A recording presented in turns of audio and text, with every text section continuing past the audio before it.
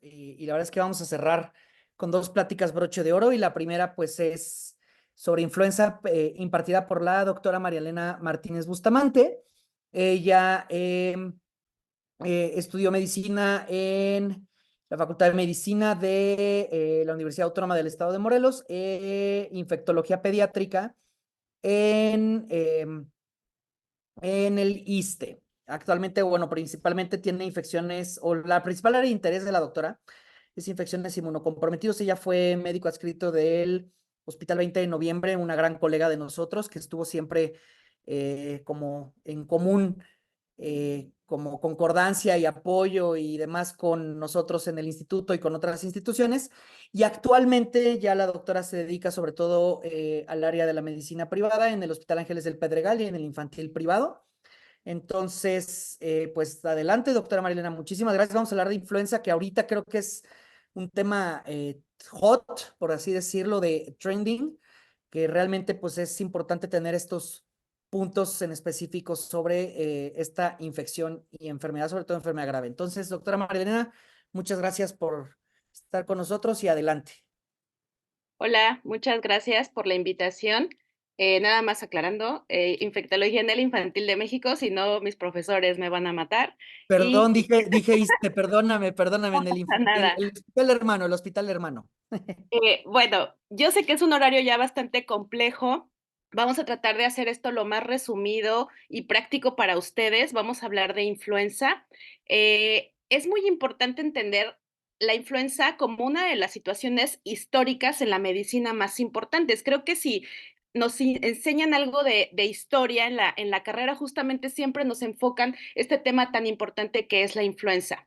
La influenza se cree que apareció desde el siglo XVI y es muy evidente ciertas situaciones en la historia que marcaron muy importante la historia de la medicina, como la gripe española. Que sabemos que mató hasta 40 millones de personas, que fueron más personas muertas que en las dos guerras mundiales. Asimismo, ha habido diversas situaciones a lo largo de estos años. Evidentemente, no olvidemos la pandemia que nos tocó vivir en México en el 2009 por H1N1, en la que se cree que prácticamente fueron 5 estadios Azteca llenos de gente muerta, ¿no? Entonces, finalmente, entendiendo la historia de las enfermedades, podemos saber la importancia de su prevención. Siempre es importante saber qué pasa en el pasado para que no vuelva a ocurrir de riesgos o de errores en el futuro. La influenza es virus de la familia Orthomyxoviridae. Hay 4 tipos, A, B, C, D. Sabemos que A, B son las importantes para las epidemias estacionales, pero la A casi, bueno, más bien siempre es la causante de las pandemias. En el núcleo del virus hay segmentos helicoidales de RNA y las glicoproteínas de superficie son neuraminidasa y hemaglutinina. Los tipos principalmente que afectan al humano es A y B. Sabemos que la C en condiciones específicas también puede tener situaciones que afectan al humano, pero todavía no es de importancia tan relevante aún, afortunadamente. La influenza A se va a dividir en subtipos y a diferencia de la influenza B que se divide en linajes. Es muy importante entender esta diferencia. Y posteriormente se puede dividir en clados, que son los grupos, o en subclados, que son los subgrupos. Todo esto es muy importante en la hora de entender por qué influenza tiende a cambiar de forma tan variable y por qué es importante al final tener una vacunación anual. Influenza a nivel global tiene de 3 a 5 millones de casos graves al año con 650,000 muertes globales. Si bien los afectados principales son las personas de tercera edad para mortalidad, nuestros niños conllevan a 100,000 muertes al año, que son muchísimas. Entre también otros grupos es importante tener bien claro el riesgo que tienen, es en embarazadas, en inmunocomprometidos y otros pacientes con comorbilidades como diabetes, obesidad, hipertensión, cardiopatías, etcétera. Los casos de influenza en la población, principalmente, es muy importante entender la diferencia de casos y la diferencia de hospitalizaciones y de muerte. Aquí los CDC en el FluView es bien evidente cómo los niños de 0 a 4 años tienen la principal los principales casos en el año. Esto es de la última semana. Y en segundo lugar, ponen a las edades de 5 a 24 años.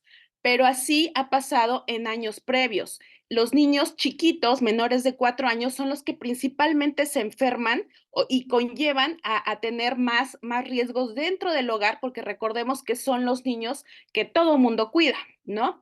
Pero, por ejemplo, esto es lo último que está reportado en nuestro sistema de vigilancia y vemos aquí en la línea verde bandera cómo también los extremos de la edad son los que presentan mayor número de casos y a diferencia, por ejemplo, de la vigilancia de España, vemos cómo aquí la positividad de casos en gripa fue muy evidente de la semana 51-52 y todavía ya en el 2024 en la primera sigue siendo de importancia muy relevante y en la tasa estimada de grupos por grupos de edad sigue siendo importante de 1 año y los menores de 4 años, pero ya cuando pasamos a la tasa estimada de hospitalización, que es la que tienen en la parte baja derecha, vemos cómo de morado tiende a subir de forma muy relevante los pacientes de los más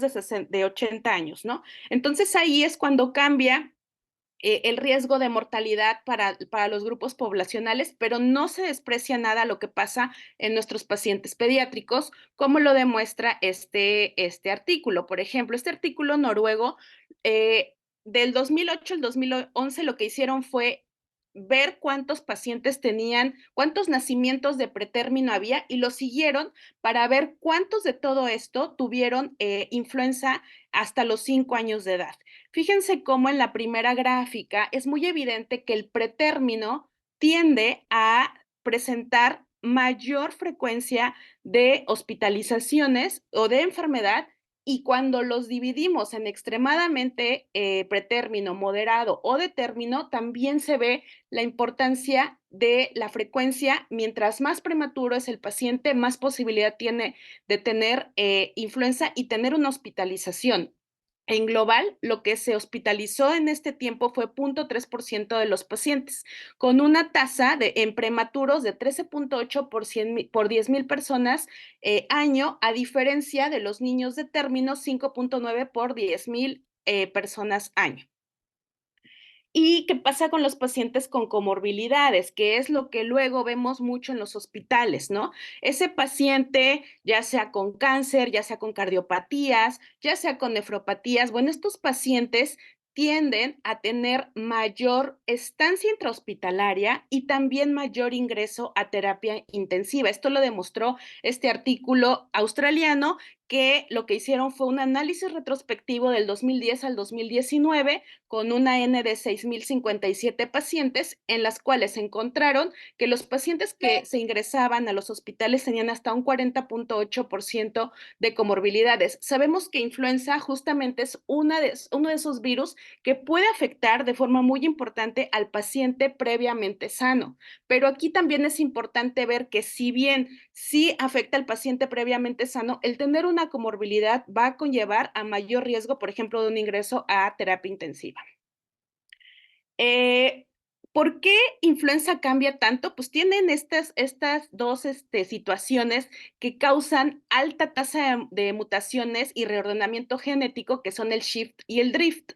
El shift, recordemos que es ese cambio grande, ese es el cambio en el cual se genera cuando un mismo huésped es afectado por dos cepas diferentes y hay un intercambio en este huésped del material genético y hay un reordenamiento. Estos son los cambios antigénicos mayores, que son los que causan las pandemias. Y el drift, recordemos que son esos cambios antigénicos menores, que son mutuaciones muy puntuales en las cuales se genera un brote epidémico anual y por lo cual es importante la revacunación anual. Todos sabemos los signos y los síntomas de la influenza, nos los han dicho en varias ocasiones.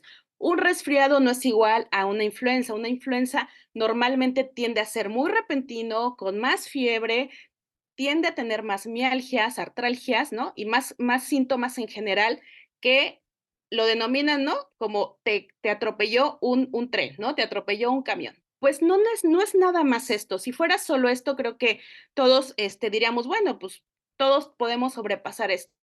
El tema aquí son todas las manifestaciones clínicas, además de las respiratorias y las complicaciones que puede llevar, a tener un paciente con influenza. Esto es una lista de complicaciones y manifestaciones clínicas con las cuales puedo tener a mi paciente con influenza, desde parotiditis, otitis, síndrome de choque tóxico, unas coinfecciones bacterianas, encefalitis y demás, complicaciones que puede tener mi lactante y mi paciente escolar. Entonces, recordemos que justamente es el enfoque de la vacunación en influenza, el evitar que esta influenza sea grave, que no solamente paremos el tema del contagio, sí, pero también que no tengamos manifestaciones graves que me conllevan a hospitalizarme o a morir. En el adulto, de igual forma, puede haber muchísimas afecciones graves y recordar que en todas las edades puede haber insuficiencia respiratoria, SDRA, falla orgánica múltiple, sepsis y pues hepatitis y finalmente muerte. En cuanto al diagnóstico, afortunadamente ahorita es mucho más fácil hacer un diagnóstico de influenza que a lo mejor en el 2009 con la pandemia que tuvimos. Aquí es muy importante entender que las pruebas rápidas han mejorado bastante con el tiempo y ya es bien fácil tener en el consultorio pruebas rápidas que nos den una idea cuando hay alguna duda. Ahorita vamos a ver más adelante que no necesariamente la necesito para iniciar un tratamiento, pero afortunadamente también las pruebas, tanto múltiplex como simples de PCR ya están muy disponibles y son muy rápidas, en los laboratorios. Desgraciadamente, todavía hay muchos hospitales que no las manejan como diagnóstico y las dejan más bien para el sistema de vigilancia epidemiológica y no están disponibles para toda la población. Tenemos campaña de vacunación constante, de vacunar, vacunar, vacunar, y pues brindamos apoyo a los pacientes con las dudas y todo esto. Pero, ¿qué pasa? ¿Por qué sigue habiendo como mucha reserva de parte de la población a yo vacuno a todo a mi hijo menos de influenza? Con influenza no, doctora. Con influenza, mejor influenza no. Muchas veces me parece que están en nosotros, tanto el personal de salud de primera línea como los especialistas y especialistas en realmente manejar toda esta información de la forma en que resolvamos dudas. Y por eso empiezo vacunas, más allá de decirles dosis y más allá, sino contraindicaciones, porque creo que de repente esto no está muy claro. Realmente hay 3 vacunas en el mundo de influenza, pero en México solo tenemos por lo menos digamos, este ciclo, la inactivada. Hemos tenido en algunos otros años recombinante, pero en este año no hay y ya tiene unos buenos años que no hay recombinante. Entonces, enfoquémonos en la inactivada. La inactivada realmente la única contraindicación absoluta que tiene es la anafilaxia y la reacción alérgica grave a una vacunación previa. O sea, que cuando lo hayan vacunado contra influenza segundos o minutos después haya tenido una reacción alérgica evidente y grave. Y eso no es como de, creo que semanas después se enfermó o creo que semanas, no, es algo muy evidente que se tiene que preguntar en la consulta. En cuanto a indicaciones de precaución para poner la vacuna, sería una enfermedad moderada o grave, incluido COVID-19, pero recordemos que eso de moderado, y lo he preguntado en diversas ocasiones, ¿qué es moderado para ti? O sea, porque moderado, si yo le pregunto a un familiar, puede ser fiebre, ¿no? O sea, para ellos puede ser eso que una enfermedad no esté del todo bien, pero ustedes deben de entender que esa enfermedad moderada por lo menos debe de ser un paciente que requiere hospitalización, ¿no? Entonces, de entrada, la gran mayoría de las infecciones no van a contraindicar la vacunación contra influenza. Y la otra es la historia de un síndrome de Guillain-Barré que haya precedido a una vacunación 6 semanas después de esta misma, vacunación contra influenza. Entonces, en esas situaciones sí podríamos tener como una pausa en valorar si ese paciente se va a beneficiar con la vacuna de influenza. Recordar, enfermedad leve con o sin fiebre no va a contraindicar la vacuna de influenza y, por favor, no contraindica la alergia al huevo. Aquí a veces el tema de la fiebre es de suma relevancia para los estudiantes, por ejemplo, que van a ir a un servicio social, instruir a las enfermeras que no contraindiquen, a lo mejor parar al paciente, bajarle la fiebre y vacunarlo para no perder ese momento de vacunación tan importante, ese momento en el que quien haya sido el papá, la mamá, el abuelo, el tío, llevó a un niño a un centro de salud, obtuvo el espacio para tener esa vacuna, ¿no? O en nuestro mismo consultorio. Y también muchas veces se piensa que el paciente debe de comer huevo para valorar si se puede o no se puede vacunar. Eso también ya es de hace muchísimos años que está, bien claro. Si es la primera vez que se vacuna el paciente, hasta los 9 años, recordemos que debe de aplicarse 2 vacunas con un espacio de un mes. Si ya se ha vacunado previamente, solamente es un refuerzo cada temporada, pero recordémosle al paciente que no es exacto anual. Si se vacunó en enero, no vacunarse el siguiente enero. Cada inicio de campaña de vacunación, que casi siempre es octubre, noviembre, vacunar, revacunar a nuestros pacientes. En cuanto al tratamiento, recordemos, enfatizamos siempre la mejor medida para evitar complicaciones es la prevención. Posteriormente, el inicio de antivirales con base en diagnóstico clínico se puede hacer sin necesidad de una prueba. Puedo tener la clínica y la epidemiología para valorar inicio de un antiviral. No necesito el 100% de las veces tener una prueba positiva para hacer esto. Idealmente, este tratamiento debe ser en las primeras 48 horas y hay ciertas circunstancias en las cuales me paso ese tema de 48 horas y sí debo de iniciar el antiviral, y es en pacientes hospitalizados, en pacientes con alguna comorbilidad que se pueda agravar la influenza o en pacientes que esa influenza es grave o que va rápidamente progresiva. Tenemos 4 antivirales en el mercado mundial. En México tenemos oseltamivir, zanamivir y baloxavir. De estos, solo baloxavir es inhibidor de la endonucleasa, los demás son inhibidores de la neuraminidasa. Estas son las dosis y las edades en las cuales se puede manejar a los pacientes. Sigue siendo de elección el oseltamivir para los pacientes pediátricos por costo-efectividad. Se puede iniciar desde pacientes prácticamente pues recién nacidos, inclusive hay dosis para prematuros que están en la guía más reciente de la Academia Americana de Pediatría. La ventaja, por ejemplo, del Baloxavir, que se ha vuelto como muy popular en el ambiente privado, es porque solo una dosis, pero la efectividad de los oseltamivir es muy similar. En cuanto a la quimioprofilaxis, solo está indicada en ciertas circunstancias, no el 100% de las veces que hay un contacto con un paciente que se sabe que tiene influenza se debe de dar quimioprofilaxis.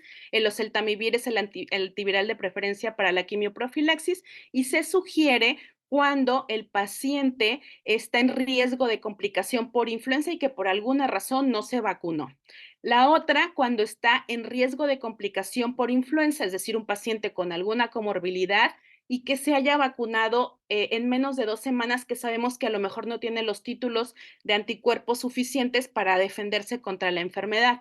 La otra es el riesgo de complicación por influenza que está vacunado, pero tiene riesgo de que no monte respuesta, ¿no? Y esto específicamente, por ejemplo, los pacientes con cáncer, ¿no? Los pacientes con cáncer que se vacunan, pero que tienen influenza, como alguno de los pacientes con los que convivió en el hospital o en casa, pues ahí sí hay que dar una quimioprofilaxis. El contacto de alguien cercano con pacientes de alto riesgo, es decir, algún familiar que tenga alguna persona que se pueda complicar o que sea menor de 24 meses y que por alguna razón no se haya vacunado.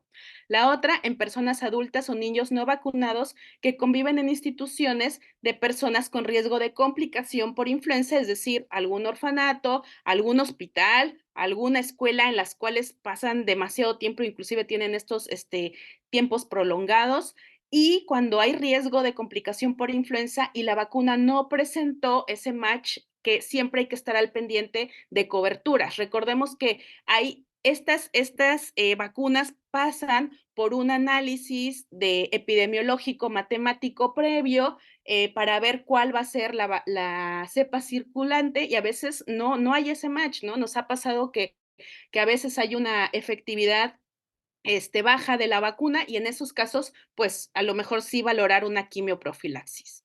Estas son las dosis, vienen igual en la más reciente publicación de la Academia Americana de Influenza para cada edad y recuerden que la duración de la quimioprofilaxis son 7 días. Y bueno, traté de hacerlo lo más rápido posible. Muchas gracias y quedo atenta a dudas.